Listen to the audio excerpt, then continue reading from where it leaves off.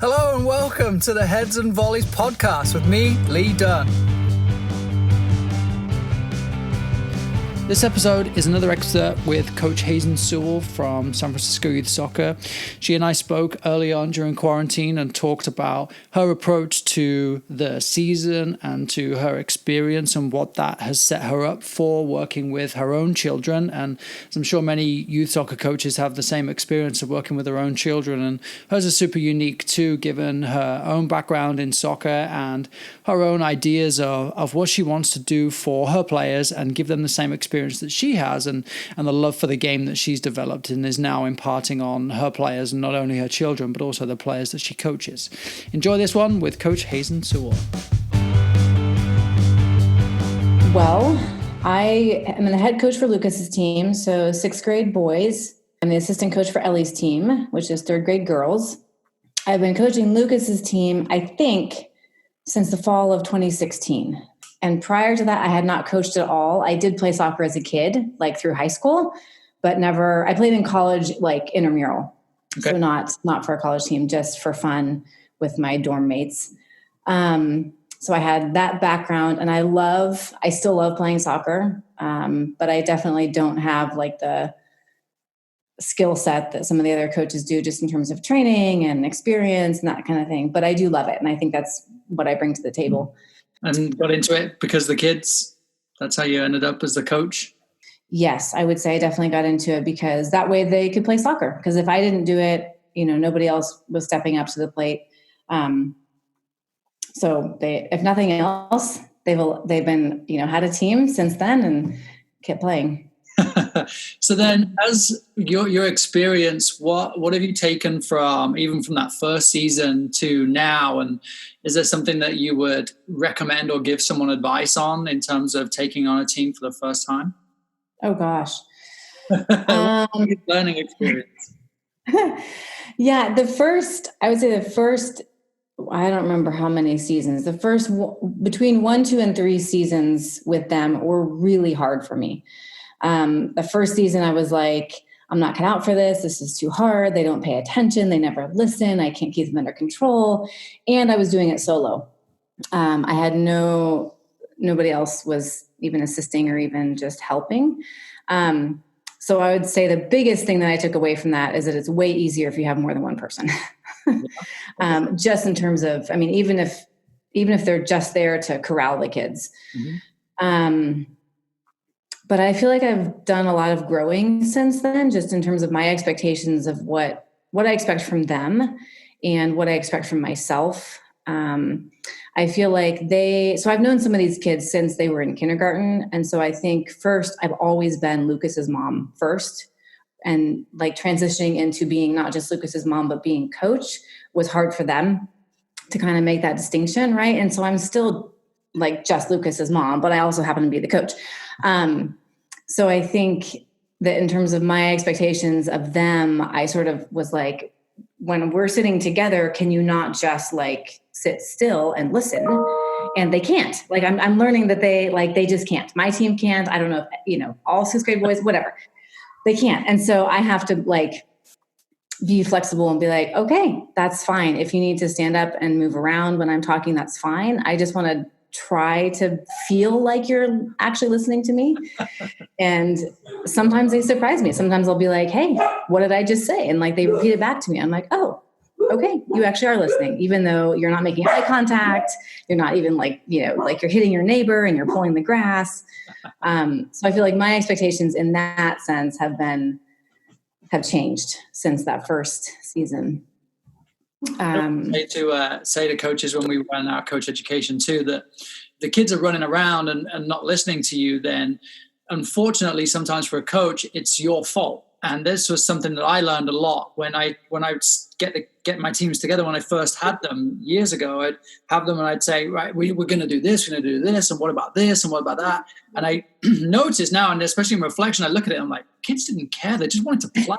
Yeah, right. If I can find a way to work with them the way they are playing, or I'm giving them just these little gems, these little answers that they can make their experience even better, right. That was just revolutionary for me. And probably the same for you now. You notice that they're listening because it's something that they are super interested in. It's something that is relevant to them in that moment. Right. I still think one of the challenges for me is that I feel like, I have like this really, what I think is maybe a really fun drill to do, or just even just playing 2v2 or whatever. But it's like, I want to explain the rules, and really it could take me 30 to 60 seconds to explain the rules, and then we can play. But if you keep interrupting me and we have to keep stopping, it actually takes like 5 minutes, which means that you're losing like 4 minutes of playing time. Yeah. Right. So it's like, just listen. I can get through this really fast if you just listen. But it's not specific to my team, I'm sure. And I've learned to just be like, okay, we'll just wait it out, and fine. It's almost like you feel like you're training them. You guys know that if you listen for 60 seconds, we're going to go play. It's really interesting that, it's really important that we get them playing, of course, but there's nothing worse than when something starts, a practice or a game or something, and the kids say, what do we do now? Or what happens now? What happens after? Well, listen, maybe you would know. Right. I started actually last season or 2 seasons ago. I feel like every season I do something a little bit different, or maybe it's a lot bit different. And I guess it's just part of the evolution of being a coach.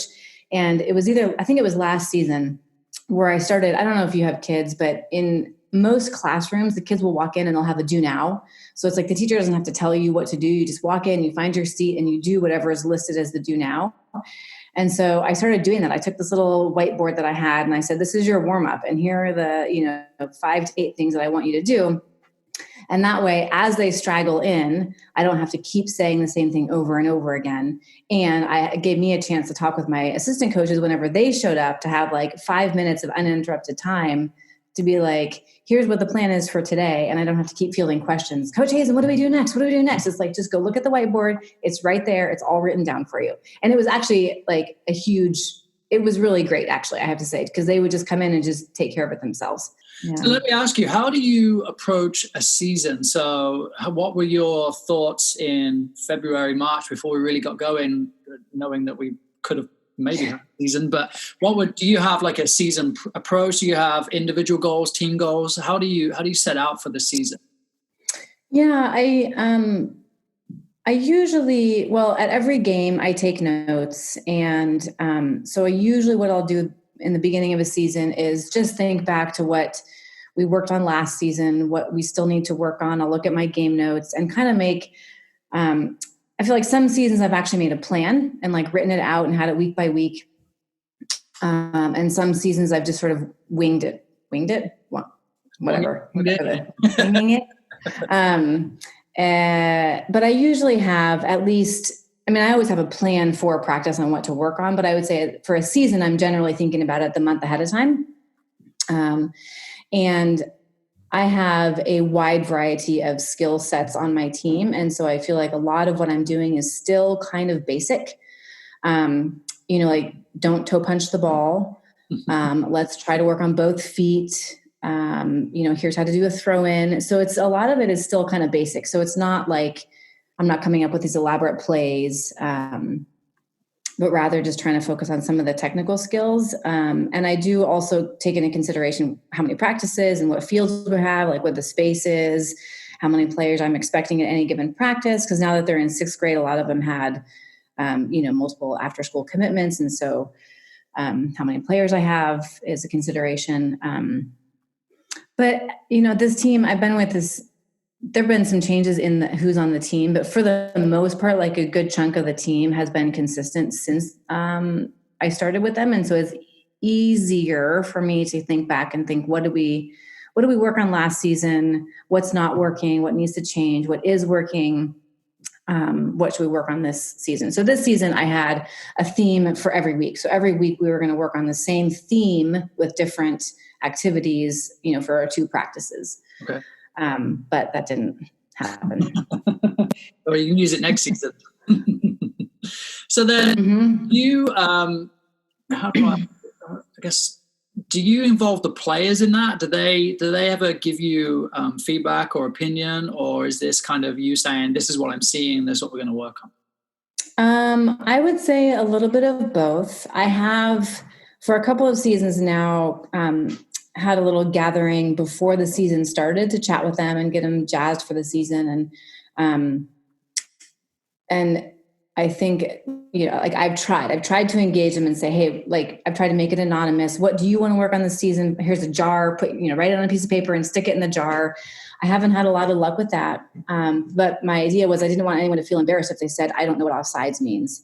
But I haven't had much luck, but we usually will, after a game, say what worked, what didn't work, what do we need to work on, what did you notice?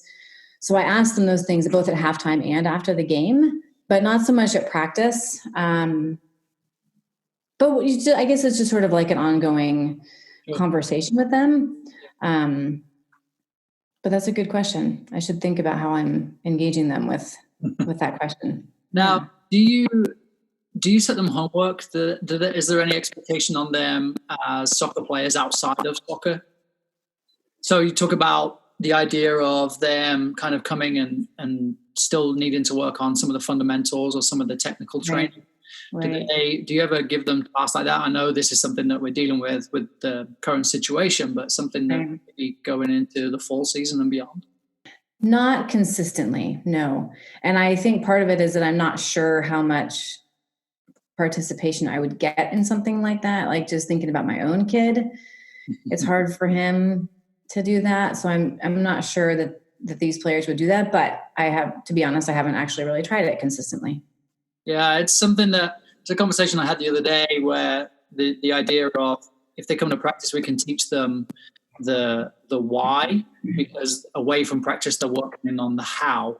I think that's a really interesting approach to say, you are a defender, you are a midfielder, you should understand what the basic demands of that position are, or the demands of you in a game.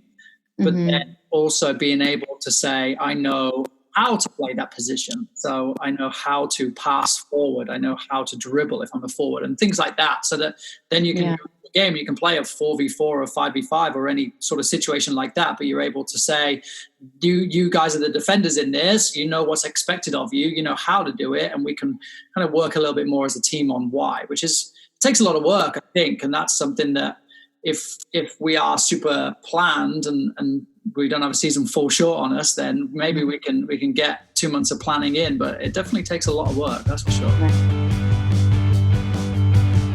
Been really excited to share this, even just this excerpt of the story of Hazen and her coaching background and her kind of journey into where she's at now with coaching both of her kids. And you can clearly hear the connection and the joy that she has for not only for the game, but for working with her children too. And this is such a real story. My own coaching education background of working with lots and lots of volunteer coaches who all step up to get involved in the game and are just doing their best in terms of coaching their kid as well as coaching an entire group of players. So Hazen has some really cool ideas there in terms of taking each season as it comes, either setting out a stall and saying this is what we're going to work on, or this is some kind of reactionary type stuff that I think is going to help you enjoy the game and have success, and then taking away other lessons from others too. And even the school reference of do now list, I think many coaches may have something like that already in terms of a do now. This is kind of our warm up, but